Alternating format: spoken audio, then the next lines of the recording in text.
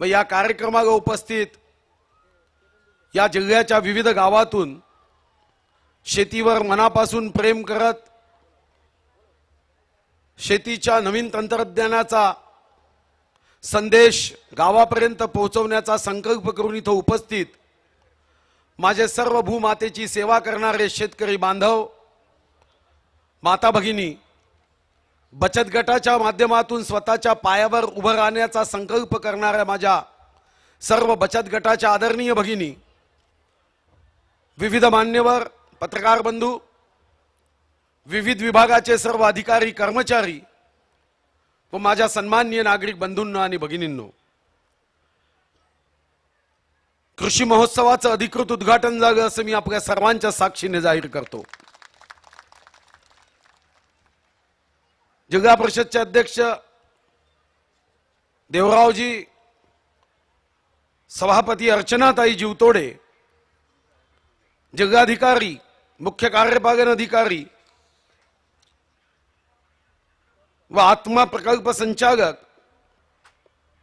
व कृषी विभागाचे सर्व अधिकारी यांचं मी मनापासून अभिनंदन करतो की या ठिकाणी एका यशस्वी महोत्सवाचं त्यांनी आयोजन केलं। आपणही टाळ्या वाजवून त्यांचं खरं तर स्वागत केलं पाहिजे। आणि यासोबत दोन्ही विद्यापीठाचे व्हाईस चान्सलर, ज्या दोघांशिवाय शेती हा व्यवसाय कधीच फायद्याचा ठरू शकत नाही, असे पंजाबराव कृषी विद्यापीठ व नागपूरचं पशुवैद्यकीय विद्यापीठाचे दोन्ही व्हाईस चान्सलर आमच्या निमंत्रणावरून इथं आलेत। त्यांनाही मी जिल्ह्याच्या वतीने धन्यवाद देतो। 2 वर्षापूर्वी अर्थसंकल्प मांडत असताना मी मनात विचार केला की या राज्यामध्ये 1,37,00,000 सातबारा धारक आहे। शेतकरी प्रयत्न करतो की शेती हा व्यवसाय फायद्याचा व्हावा, नफ्याचा व्हावा, पण लक्षात आलं की शेती हा व्यवसाय फायद्याचा किंवा नफ्याचा व्हावा ही बिरबगाच्या खिचडीसारखी गोष्ट आहे, कापूस कोंड्यासारखी गोष्ट आहे की जी संपत नाही। आणि म्हणून 2 वर्षापूर्वी निर्णय केला मी अर्थसंकल्पात की या महाराष्ट्राच्या 36 जिल्ह्यात मुंबई व मुंबई उपनगर सोडता 34 ग्रामीण जिल्ह्यामध्ये आपण कृषी महोत्सव करावा आणि या 34 जिल्ह्याला प्रत्येकी 20 लाख रुपये आपण अर्थसंकल्पात तरतूद केली। आणि आज मला त्याचा आनंद होतोय की आज या ठिकाणी आपण कृषी क्षेत्राशी संबंधित जेव्हा मी एक स्टॉक बघितला तेव्हा माझ्या लक्षात आलं की आधुनिक तंत्रज्ञानाच्या माध्यमातून शेती करणाऱ्यांचा उत्पादन इथं ठेवलं, इतरांनी ते बघावं, त्याचं अनुकरण करावं, आपली ही शेती सुपीक करावी, सेंद्रिय करावी, विषमुक्त करावी, उत्पादन खर्च कमी करावा, नवीन तंत्रज्ञानाचा उपयोग करावा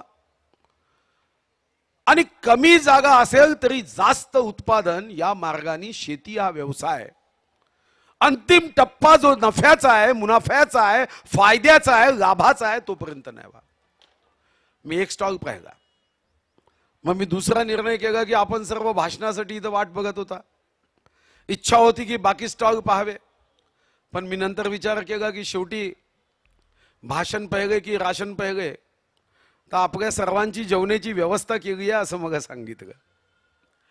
आणि मेंदूचा मार्ग पोटातून जातो, पोट उपाशी असेल तर इथं मी कितीही मोठं भाषण दिलं आणि कितीही जगातलं विज्ञान सांगितलं तर ते पोहोचणार नाही। आणि म्हणून मी जिल्हाधिकारी, सीओ आणि दोन्ही व्हीसींना विनंती केली की मला स्टॉलही पाहायचे आहे आणि भाषणही द्यायचं आहे, तर मी पहिलं भाषण देतो, मी नंतर स्टॉल पाहतो आणि माझ्यानंतर मग जिल्हाधिकारी, सीओ आणि दोन्ही व्हाईस चान्सलर न चुकता भाषण ऐका, नाही तर अनेकदा आपल्यालाही सवय राहते हे झालं भाषण, चलो वापस। जे वापस जायची मानसिकता ठेवतात त्यांच्यासाठी लक्ष्यापर्यंत, उद्दिष्टापर्यंत पोहोचता येत नाही। खरं तर मी सुद्धा फक्त फीत कापून जाऊ शकतो, पण मी प्रत्येक स्टॉल मुद्दाम पाहतोय। का पाहतोय? तर मी विचार केला की माझ्या जिल्ह्यातला शेतकरी सुखी करायचा असेल तर प्रत्येक गोष्ट या जिल्ह्यामध्ये व्हावी। आज आपण बचत गटांना चेक दिले यासाठी की त्यांनी स्वतःचा उत्तम रोजगार उभा करावा। या ठिकाणी एका चांगल्या उद्योजक तरुणांनी काव्या हळदीचं लोणचं तयार केलं। मी त्याचंही कौतुक करतो की एखादा छोटा व्यक्ती सुद्धा मनात मोठा विचार ठेवला तर तो काय करू शकतो याचं एक उत्तम उदाहरण आहे। आपणही बचत गटांना आज चेक दिले। बँक ऑफ इंडिया, देवरावजी सांगत होते की बँक ऑफ इंडिया जरा चांगली बँक दिसते, बाकी बँक वगैरे थोडे त्रास देतात, पगार घेताना बरोबर 1 तारखेला घेतात, पण लोकांना बचत गटांना चेक द्यायचा असेल तर मग 1-1 वर्ष गावतात। पण बँक ऑफ इंडिया वगैरे स्वतःही पगार घेतात आणि दुसऱ्यांनाही चेक बरोबर देतात। आणि मग याचा आनंद झाला की 40 कोटी रुपये बचत गटांना वाटप केले आणि नंबर 1 मध्ये महाराष्ट्रात आला। पण देवरावजी, चंद्रपुर वारों ने रुकना नहीं, महाराष्ट्र में नहीं देश में नंबर 1 आना चाहिए। आपण रेल्वे स्टेशन मध्ये देशात नंबर 1 आलो। आपण मिशन शौर्य मध्ये पंतप्रधानांनी आपल्या जिल्ह्याचं नाव घेतलं। आता चंद्रपूर जिल्हा हा प्रत्येक गोष्टीत नंबर 1 आला पाहिजे या दृष्टीने प्रयत्न करणं हे आपलं काम आहे। पण ज्या बचत गटांना आपण चेक दिले त्यांनाही मी शुभकामना देतो की उत्तम रोजगार करा, उत्तम व्यवसाय करा, इतका मोठा व्यवसाय करा की खूप जीएसटी तुम्ही भरू शकले पाहिजे, म्हणजे माझं खातं मजबूत होते। आज आपण जिल्ह्यात नवीन नवीन प्रयोग करतोय आणि त्यासाठीच खरं तर मी दोन्ही विद्यापीठाच्या व्हाईस चान्सलरना बोलवलं। मी मागच्या 3 तारखेला राहुरी विद्यापीठात गेलो आणि त्या दिवसाचं वैशिष्ट्य असं होतं की ज्या विद्यापीठात गेलो त्या विद्यापीठाचं नाव होतं महात्मा ज्योतिबा फुलेंच्या नावाने आणि दिवस होता मातृदिन, क्रांतीज्योती सावित्रीबाई फुलेंचा। देशामध्ये सर्वात जास्त जमीन त्या कृषी विद्यापीठाकडे आहे, 6700 एकर जमीन। पण 6700 एकर पैकी 3000 एकर जमीन फक्त पडीत आहे। पडीत यासाठी आहे की दगडधोंडे आहे।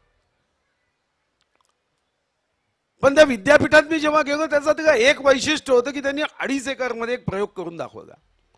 2 शेतकऱ्यांच्या शेती होत्या, त्या विद्यापीठाच्या नव्हत्या, पण मग ते आवडलं की 2.5 एकर मध्ये किती पैसे कमवता येईल।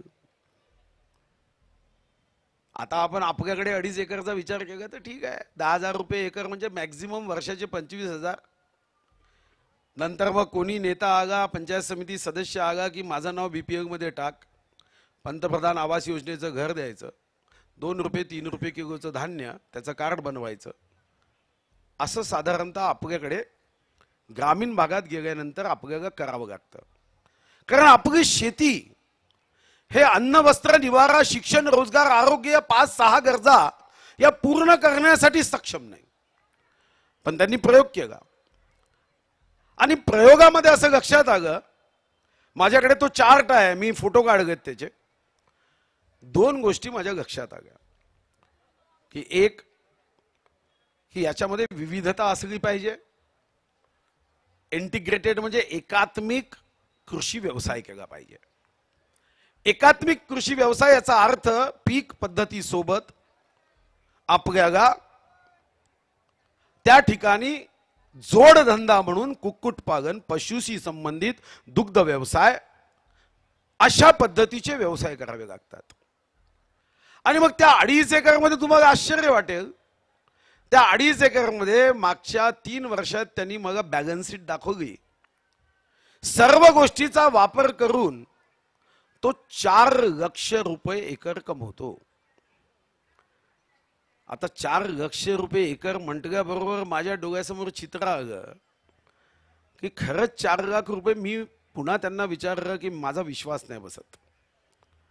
मग त्या शेतकऱ्यांच्या घरी मग बसलो, आम्ही हिशोब समजून घेतला, पण त्याच्यातून माझ्या डोक्यात बारीक बारीक गोष्टी आल्या, कारण त्या 2 शेतकऱ्यांच्या शेतामधला जो मुनाफा आहे त्यामध्ये सुद्धा एक चूक झाल्याबरोबर फरक पडत होता की उत्पादित झालेल्या वस्तू या कधी विकायच्या आणि कुठं विकायच्या याचा जरी निर्णय चुकला, एकाने कांदे एका वेळी विकले तर त्याला 50,000 रुपयाचा जास्त मुनाफा झाला, दुसऱ्याने तेच कांदे 2 महिन्यांनी विकले तर 50,000 रुपयाचं नुकसान झालं.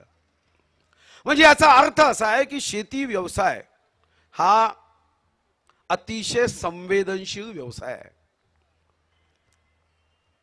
पण आपल्याला उत्पादन कसं वाढवता येईल?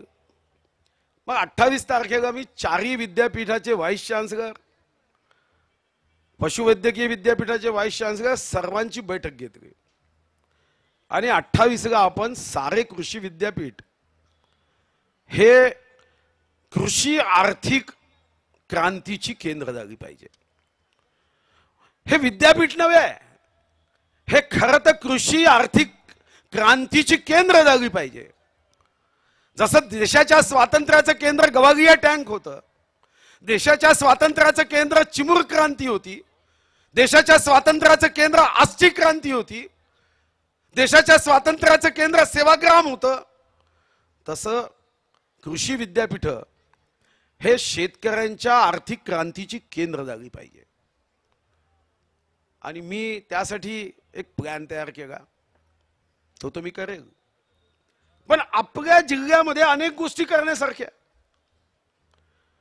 आणि त्या करण्याच्या दृष्टिकोनातून पालकमंत्री म्हणून मी तर प्रयत्न करतोय.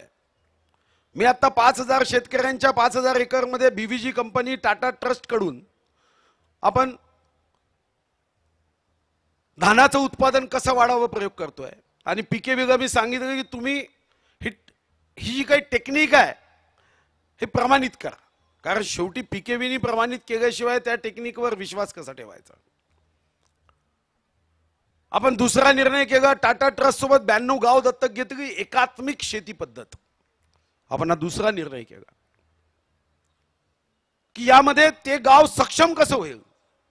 आणि 28 तारखेला मी राज्यपाल महोदयांना तीच विनंती करतोय की प्रत्येक विद्यापीठाला 10 गावं द्या आणि या 10 गावाचं उत्पन्न एका वर्षामध्ये कमीत कमी 2 कोटींनी वाढलं पाहिजे.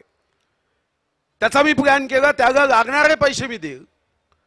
आता आपल्या जिल्ह्यात थोडी जास्त गावं घ्यायची, बाकी जिल्ह्याची ठीक आहे, कारण पैसे मी देतोय तर गावं जास्त आपल्या जिल्ह्याची घेतली पाहिजे. आणि मी तर हा प्रयत्न करतोय की पीकेवी वागायच्याही याच्यात अजून राहुरी वागे 10 गावं यांच्या स्पर्धा गावायची. तर दोन्ही व्हाईस चान्सलर मेरे कपडे इसके कपडे से सफेद क्यों यासाठी जास्त रिन साबण वापरेल. आपण दुसरा निर्णय केला, आपल्या जिल्ह्यामध्ये आपण बांबू लागवडीसाठी प्रयत्न करतोय. मूळमध्ये भारत सरकारशी आपण टाइप केला, इथेनॉल कसं करता येईल. जर उद्या या बांबूपासून इथेनॉल करू शकलो तर एक मोठी क्रांती होईल. त्याच्यावर आपण रिसर्च करायचं काम सुरू केलं. दुग्ध व्यवसायासाठी मदर डेअरी चंद्रपूर जिल्हा घेत नव्हती, आपण मदर डेअरीला माननीय गडकरी साहेब, माननीय फडणवीस साहेबांना सांगून मदर डेअरीमध्ये केलं. पण दुःख अजूनही होते की मी जेव्हा नगर जिल्ह्यात जातो तेव्हा नगर जिल्ह्यातील लोक सांगतात की माझ्या जिल्ह्यामध्ये 27 लाख लिटर दुधाचं उत्पादन होते आणि चंद्रपूर वागा सरकारी दुग्ध डेअरी वागा मी फोन करतो, साहेब किती होते, तर 10,000 12,000 लिटर होते. जिल्हाधिकारी महोदय, ये अपने को फर्क दूर करना होगा. आणि यासाठी मग मदर डेअरी केली आपण, पण लोकांचा उत्साह वाढण्याची आवश्यकता आहे. मी आता JK ट्रस्टला माननीय गडकरी साहेबांकडून पैसे द्यायला लावले त्यांच्या JNPT मधून, आणि आता JK ट्रस्ट मधून आपण 15 सेंटर उभे केले की भाकड गाई आहे ज्या दूधच देत नाही किंवा देतात तरी इतकं कमी दूध देतात की जसं आपल्याकडे जुन्या काळी ट्रक राहायचा की 10 लिटर पेट्रोलच्या मागे 5 किलोमीटर ॲव्हरेज, असा ॲव्हरेज असणाऱ्या गाई आहे की 100 रुपयाचा चारा खातात आणि 5 रुपयाचं दूध देतात. ते दूध अमृत व्हायचं, पण ते अमृत होण्याच्या ऐवजी आपल्यासाठी मात्र रोड होण्याचं औषध होतं. आता हे चित्र बदलवायचं म्हणून भाकड गाईच्या संदर्भात आपण निर्णय केला. 6 तारखेला आपण स्वीट क्रांती मधाचा विषय करतोय, कारण मधापासून सुद्धा व्यवसाय होतात. 1000 आदिवासी महिलांचं कुक्कुटपालन सुरू केलं. मी स्वतः अंडे खात नाही, पण दुसरे खातात त्यांना अडचण नको. आंध्रचे कशाला खायचे, महाराष्ट्राचे अंडे खायचे, आपण तिथं सुरू केलं. बांबूपासून अगरबत्ती सुरू केली. 100 टन अगरबत्ती इंडियन टोबॅको कंपनी ITC घेणार आहे. साधारणतः 26 जानेवारीला त्याचं उद्घाटन आपण करतोय. बांबूपासून टूथपिक. तुम्हाला आश्चर्य वाटेल की 15 ऑगस्ट 1947 ला आपला देश स्वतंत्र झाला. मेरा भारत महानचे नारे तुम्ही ऐकले, मी ऐकले, कधी कधी तुम्ही दिले, मी दिले. भारत माता की जय म्हणताना अशा जोराने आपण ओरडतो, इतक्या वेगाने, कारण आपल्या मनात भारत मातेविषयी इतकं प्रेम आहे, इतकं प्रेम आहे. पण त्याच भारत मातेला आनंद होईल अशी कृती मात्र तेवढ्या वेगाने नाही करत. साधं टूथपिक दात कोरायसाठी ते सुद्धा आपण इम्पोर्ट करतो. विमान इम्पोर्ट केलं तर मी समजू शकतो. दात आपले, दाताची फट आपली, कण आपला, अटकलेला कण आपला, पण काढायची काडी मात्र तायवानची होती. पण आपल्या जिल्ह्याने निर्णय केला, आता दातही आपले, दातातली फट आपली, कण आपला, आणि काढायची टोकफितकी आपल्या पुंपुरण्याची. अगरबत्ती किती भक्तिभावाने अगरबत्ती लावतो. पण आज या देशामध्ये 3,500 कोटी रुपये आपण अगरबत्तीच्या काड्या विकत घेण्यासाठी चीनला देतो, व्हिएतनामला देतो. देव आपला आहे, दुर्गे दुर्गट भारी आरती आपली आहे, माता आपली आहे, आणि उदबत्ती मात्र चायनाची आहे. मग 50% पुण्य चायना, 50% आपल्या हिश्श्या. मग आम्ही निर्णय केला की नाही, जिल्ह्याचं पूर्णच्या पूर्ण 100% पुण्य इच्छा इथंच. आता आपल्या अगरबत्ती ITC कंपनी मोठी कंपनी आहे. मंगलदीप हे त्यांचा ब्रँड आहे. मी विचार केला, आता मंगलदीप ब्रँडच्या माध्यमातून या जिल्ह्याचं मंगल आपल्याला करता येईल. अशा अनेक उद्योग आहेत की या जिल्ह्यातून आपल्याला करण्याची आवश्यकता आहे. आणि या कृषी महोत्सवातून या विषयावर संवाद झाला पाहिजे, चर्चा झाली पाहिजे. जगाच्या इतिहासामध्ये क्लस्टर सांगतात की 1910 मध्ये इंग्लंडच्या एका व्यक्तीने क्लस्टर कल्पना मांडली. जगाच्या इतिहासामध्ये क्लस्टरचा संबंध हा UKच्या एका व्यक्तीच्या नावाने आहे. खरं ते आपले दुर्दैव आहे. खरं तर क्लस्टर ही कल्पनाच मुळात आपल्या देशाची आहे.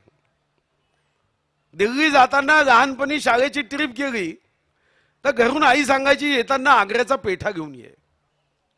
कारण पेठ्याचं क्लस्टर आग्र्याला आहे. कानपूर गेलं तर कानपूरची चप्पल घेऊन ये. अलीगड गेला तर अलीगडचा तागा घेऊन ये. मुरादाबाद गेलं तर मुरादाबादच्या वस्तू घेऊन ये. पण दुर्दैवाने आपण क्लस्टर केलं, पण त्याला योग्य पद्धतीने त्याचं व्यवस्थित पेपर तयार केला नाही. आणि म्हणून क्लस्टर कल्पना आपल्या देशाची. मग आपण निर्णय केला की चंद्रपूर जिल्ह्यामध्ये आपण क्लस्टर का करू शकत नाही. बांबू रिसर्च अँड ट्रेनिंग सेंटर केलं. काल मी राष्ट्रपती महोदयांच्या राष्ट्रपती भवनात होतो, काल 12:30 वाजता. मी राष्ट्रपतींना त्यांचा फोटो बांबूपासून तयार करून दिला. त्यांना निमंत्रण द्यायला गेलो होतो. पण आता राष्ट्रपती भवनात आपल्या जिल्ह्याच्या बांबूपासून तयार केलेला राष्ट्रपतीचा फोटो ही किती मोठी कल्पना आहे. पंतप्रधान कार्यालयात 6 फुटाचा आपला तिरंगा ध्वज आपल्या जिल्ह्याने तयार केला. आपण प्रशिक्षण देऊ शकतो, प्रशिक्षण करू शकतो. आपल्या जिल्ह्याची क्षमता आहे. या माध्यमातून असणाऱ्या सर्व शेतकरी बांधवांना, बचत गटांना माझी विनंती आहे की योजना कमी नाही है. खैर तो याच्यावर आता जिल्हाधिकारी महोदय अपने को कोई तो भी ऐसा अपने जिले का एक स्वतंत्र ऐप करना चाहिए कि उस ऐप के माध्यम से अपने जिले की किसानों को क्या योजनाएं हैं, और सिर्फ योजनाएं नहीं तो बहुत बार ऐसा होता कि योजना रहती पर लाभार्थियों की संख्या कम होती है. ऐसा नहीं होना चाहिए. उनको ये पता चलना चाहिए कि हम कौन सी योजना में फायदा ले सकते हैं, कौन सी योजना का फायदा मुझे मिल सकता है. हमारे यहाँ के अनुभव जो होंगे. आजच मग माझ्या घरी कोण आलं होतं, मग वाटते तू मग म्हणाला की आता राजुऱ्यामध्ये एका शेतकऱ्यांनी कृषी पर्यटन सुरू केलं. परवा मी कोठारीपाशी कृषी पर्यटन केलं. आसेकर तो म्हणाला की काहीतरी श्वास, मोकळा श्वास घ्या असं काही नाव द्या. नवीन नवीन कल्पनेतून आपल्या जिल्हा पुढे जावा, उत्पन्न वाढावं, रोजगाराच्या संधी वाढाव्यात. भूका पेट और खाली हात हे कोणत्याही देशाचा सन्मान कधीच वाढवू शकत नाही. शेवटी भारत मातेला तेव्हा आनंद होईल की जेव्हा भारत मातेच्या प्रत्येक पोराच्या पोटामध्ये वो पेट भूका नाहीये, तर हात खाली नाहीये. आणि त्या दृष्टीने या कृषी महोत्सवामध्ये नियोजन व्हावं, चिंतन व्हावं, नवीन नवीन तंत्रज्ञान शेतकऱ्यांना मिळावं. मी जेव्हा 5 तारखेला वर्धा जिल्ह्यामध्ये कृषी महोत्सवाचं उद्घाटन केलं तेव्हा एकाने एक सीताफळ, 1 किलोचं सीताफळ, तो म्हणाला की माझ्या सीताफळाचं एवढं बुकिंग आहे की मुकेश अंबानी त्याची माणसं पाठवून माझ्या कितीतरी झाडांचं बुकिंग करतो. चांगली गोष्ट आहे. आम्ही त्याला गमतीने म्हणालोय, म्हणलं मुकेश अंबानी इतका श्रीमंत होण्याची 2च कारण आहे. एक तुमचं सीताफळ, कारण तो खातो, आणि दुसरं आमचं संजय गांधी नॅशनल पार्कमध्ये असणाऱ्या तलावाचं पाणी त्याच्या घरी जातं. आमचं पाणी आणि तुमचं सीताफळ, आणि म्हणून एवढा मोठा माणूस झाला. कारण त्याच्या घरी जे पाणी जातं ना, मलबार हिल आणि तो पूर्ण जो भाग आहे तिथं आमचं पाणी जातं, संजय गांधी नॅशनल पार्कचं. आणि मी एकदा मुंबईत सांगितलं की देशामध्ये सर्वात जास्त इन्कम टॅक्स भरणारे मुंबईत आहे. 35% इन्कम टॅक्स देशाचा मुंबईतून जातो. पण या 35%मध्ये जेवढे श्रीमंत आहे ते सर्व पेडर रोड, मलबार हिल, वाळकेश्वर भागात राहतात, आणि हे सर्वजण आमच्या संजय गांधी नॅशनल पार्कचं, कारण ते पाणी प्यायला तिथं जातं. गमतीचा भाग सोडा, पण हा आनंदाचा विषय नाही की आमचं सीताफळ आमच्या विदर्भातलं जर बुकिंग करून घेतलं जातं तर हा निश्चितपणे शेतकऱ्यांसाठी आनंदाचा विषय. मला असं वाटतं की आपल्याला अशा आदर्श शेतीकडे प्रयोग करायचा आहे. मला एकाने सांगितलं की बारामतीपाशी एकाची डेअरी आहे, आपण दूध विकायला नेतो, इथं ग्राहक दूध विकत घ्यायला फोननी ऑनलाईन बुकिंग करतात, फोननी बुकिंग करतात, आणि दूध सुद्धा 80 रुपये लिटरनी विकल्या जातं.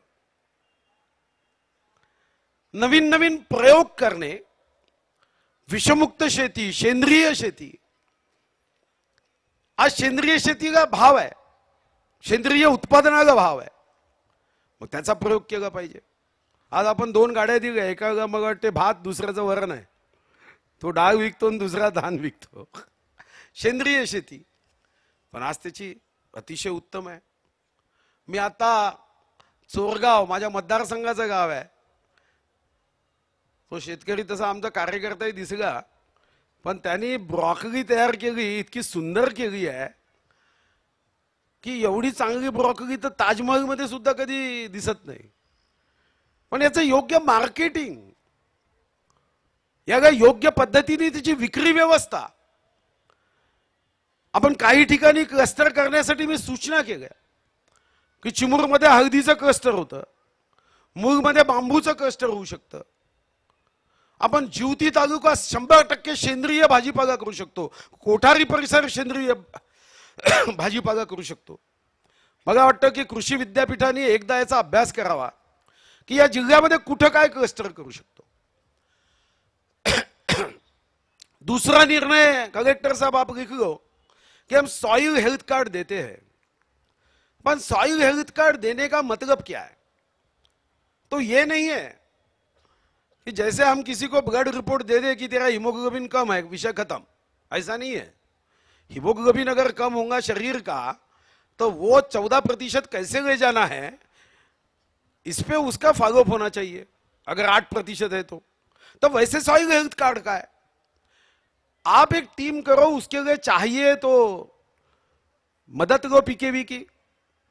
मगर हमारे जिले में पहले टप्पे में 4 तहसील हो जिसको हम सॉइल कार्ड देंगे ही देंगे, मगर वो सॉइल हेल्थ कार्ड देने के बाद उसने क्या उत्पादित करना चाहिए इसका ज्ञान भी देंगे, जमीन में क्या कम है इसका भी ज्ञान देंगे।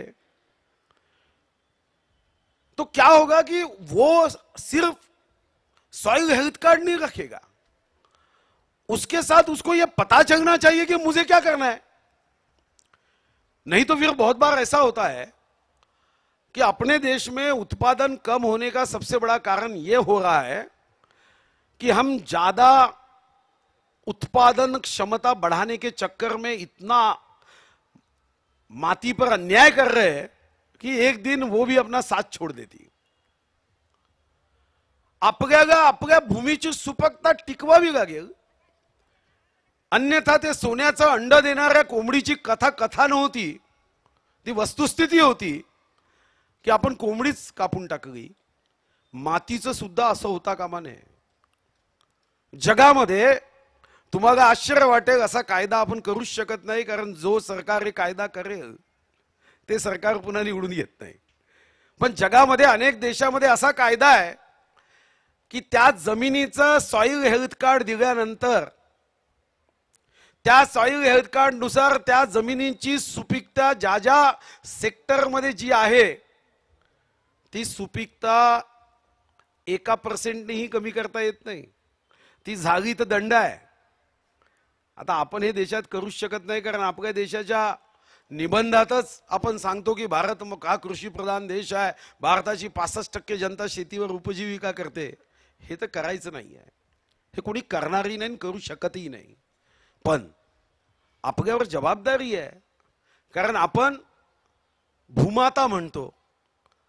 मग जसं पोरांनी आईच्या तब्येतीची काळजी घ्यायची असते, तसं भूमाता आहे तर भूमातेची काळजी घेणं ही आपली जबाबदारी है। आणि यासाठी एक प्रायोगिक प्रकल्प जिलाधिकारी महोदय आप करिए, 4 तहसील लीजिए, उसमें सॉइल हेल्थ कार्ड क्या लेना चाहिए, क्या करना चाहिए वो निकालिए। पशुवैद्यकीय विद्यापीठाचे वाइस चान्सलर आहे, तुम्ही सुद्धा हा जिल्हा दत्तक घ्या।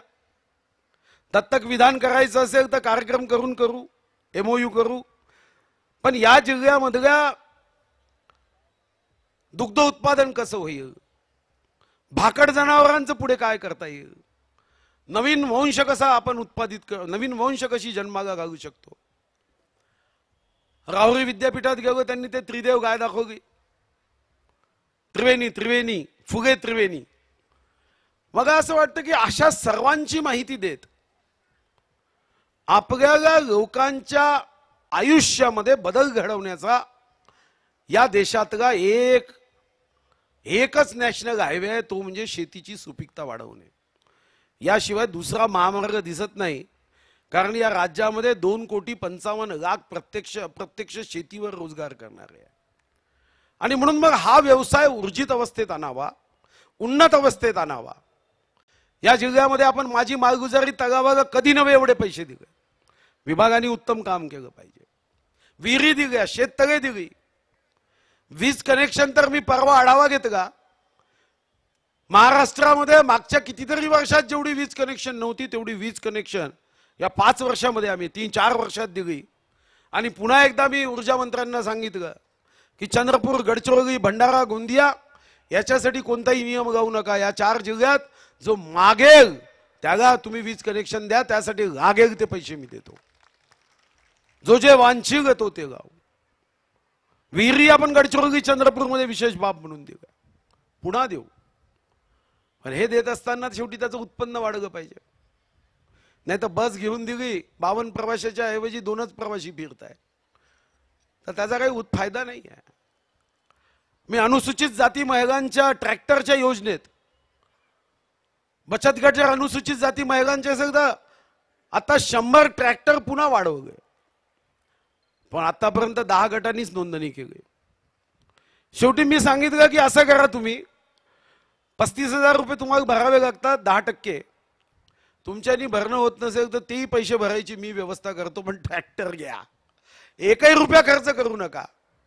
पण तरी काही अनुसूचित जातीचे बचत गट येत नाही। असे काही बचत गट अनुसूचित जातीचे असतील तर आमच्या देवराव भोंगळे आणि आमच्या अलकाताई आत्राम यांना आता मी बचत गटाचं प्रमुख घोषित केलं आहे, यांच्याशी संपर्क करा।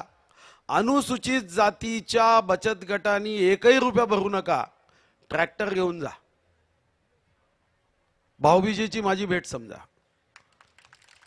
पण तुम्ही जेव्हा ट्रॅक्टर घेऊन जाता तेव्हा तुमचा फक्त फायदा होत नाही, त्या गावाचा फायदा होतो. आपण 100 ट्रॅक्टरची संख्या वाढवली, पण त्याचा फायदा घेणारे जितके कमी आहे. मला वाटतं की आपल्या जिल्ह्यामध्ये प्रशिक्षणाची आवश्यकता आहे. हे प्रशिक्षण सुद्धा शेतकऱ्यांना उत्तम दिलं पाहिजे. एक मोठा निर्णय मी केला, तो सांगून मी माझ्या भाषणाला विराम देतो. आपला जिल्हा हा जंगल व्याप्त जिल्हा आहे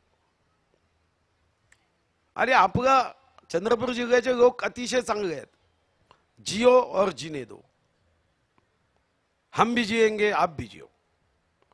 आणि म्हणूनच आपण वन्य प्राण्यांची संख्या वाढली, वाघही वाढले, आपल्याला त्रास सुरू झाला, रोही वाढले, रानडुकरं वाढले. आणि मग त्याचा परिणाम असा झाला की शेतकरी मेहनत करतो आणि त्याचं सोन्यासारखं उत्पादन कधीतरी रात्री सारे रानडुकरं येतात आणि नष्ट करतात. म्हणजे मी सुद्धा अनुभव घेतला. माझ्या शेतात मी मका गावगा,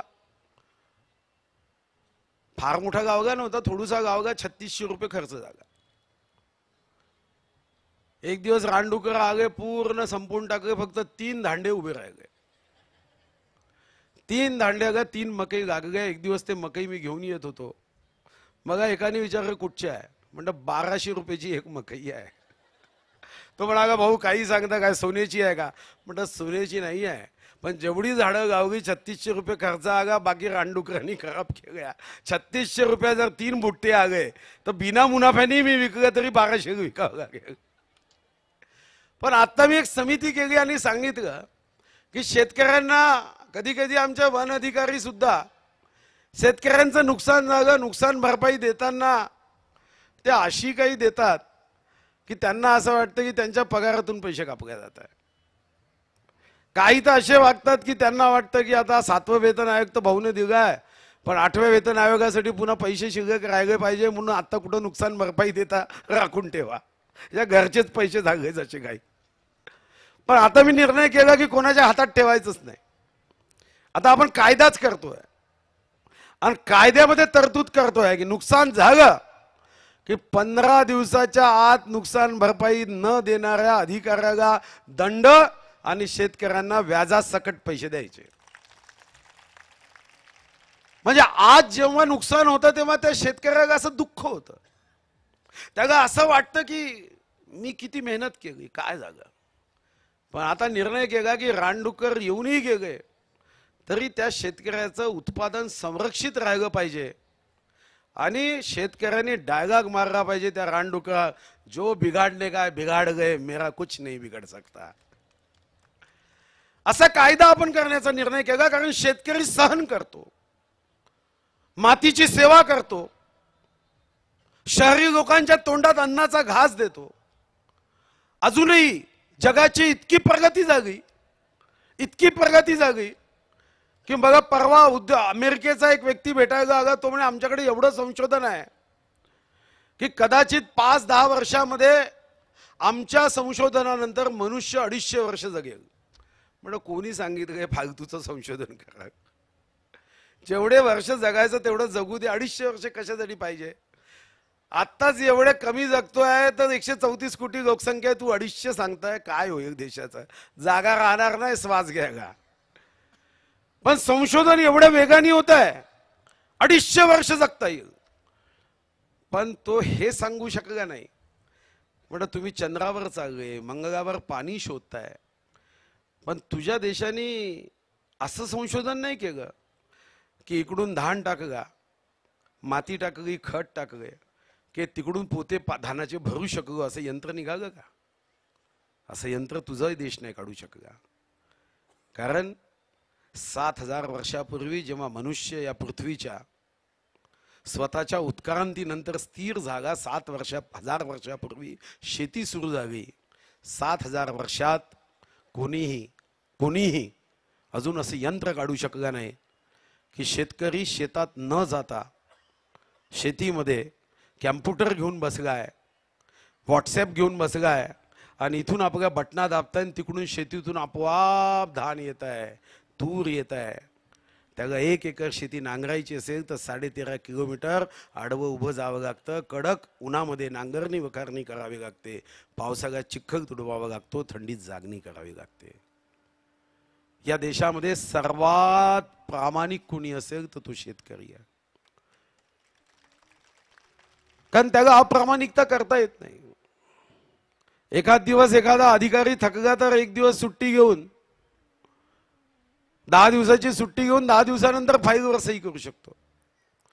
पण शेतकऱ्यांनी रवणं करताना म्हणतं की आता नाही करत, मी नोव्हेंबरमध्ये करतो, 2 महिने आराम करतो. तर जमीन सांगते 2 महिने नाही, तू परमनंट 12 महिने आराम कर. एखाद्याने सांगितलं की मी आता रबीचं पीक घेत नाही, जाऊ दे आता नंतर 4 महिन्यांनी घेतो. तर ते वांग आहे ना, ती बोरापेक्षा छोटं येईल आणि मायक्रोस्कोपनी पाहिल्यावर सुद्धा दिसणार नाही. कारण योग्य वेळी पेरणी करावीच लागते. आता ही मेहनत करणारा शेतकरी आपल्याला सुखाच्या मार्गाने आनंदाच्या मार्गाने न्यायचा असेल तर नवीन नवीन कृषी तंत्रज्ञान, विषमुक्त शेती, क्लस्टर, योग्य प्रशिक्षण आणि जोडधंदा या पंचसूत्रांनी आपण पंचमहाभूताचं महत्त्व असणाऱ्या पृथ्वीवर आपण आपलं जीवन सुखी करू शकतो. हे पंचतत्व घेऊन आपला जिल्हा हा मॉडेल जिल्हा करण्यासाठी सर्व अधिकाऱ्यांनी प्रयत्न करावा. आणि जेव्हा सर्व विभाग अधिकारी एकत्र येऊन प्रयत्न करतील तेव्हा या जिल्ह्याचा नागरिक म्हणून मी अर्थ विभाग हा पूर्ण शक्तीने या जिल्ह्याच्या विविध विभागाच्या पाठीशी उभा करेन हा विश्वास व्यक्त करतो.